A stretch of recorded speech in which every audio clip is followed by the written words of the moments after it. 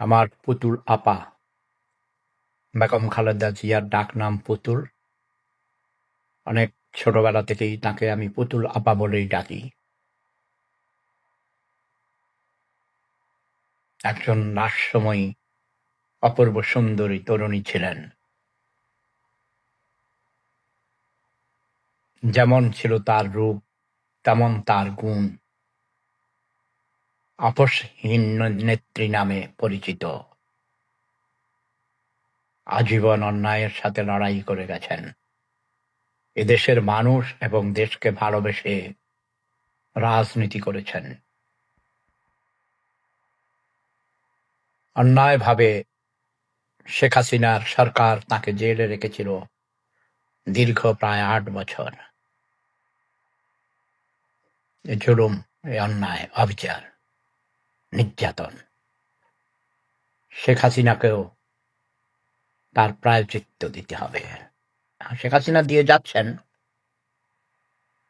নিজের মাতৃভূমি ছেড়ে, প্রধানমন্ত্রিত্ব ছেড়ে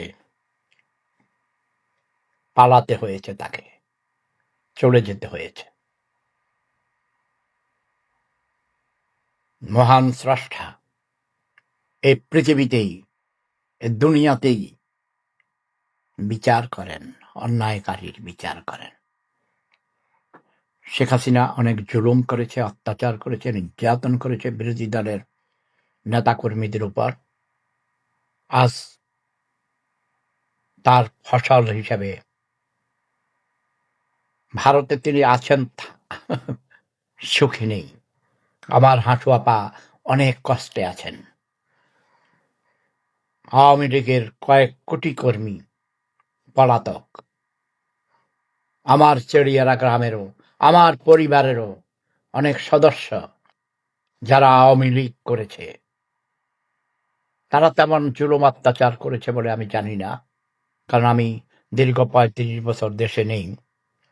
মানুষের কাছে, গ্রামের মানুষের কাছে, প্রতিবেশীদের কাছে কিছু কিছু শুনি, কিন্তু তারা যেটা জুলুম অত্যাচার করেছে পরিবারের উপর, আমাদের উপর, আমার জায়গা জমিন জবরদখল করেছে, বিভিন্নভাবে জুলুম অত্যাচার করেছে, টাকা পয়সা তছরূপ করেছে।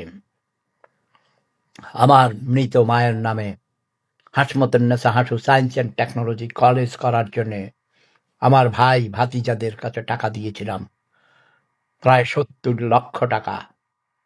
সেগুলো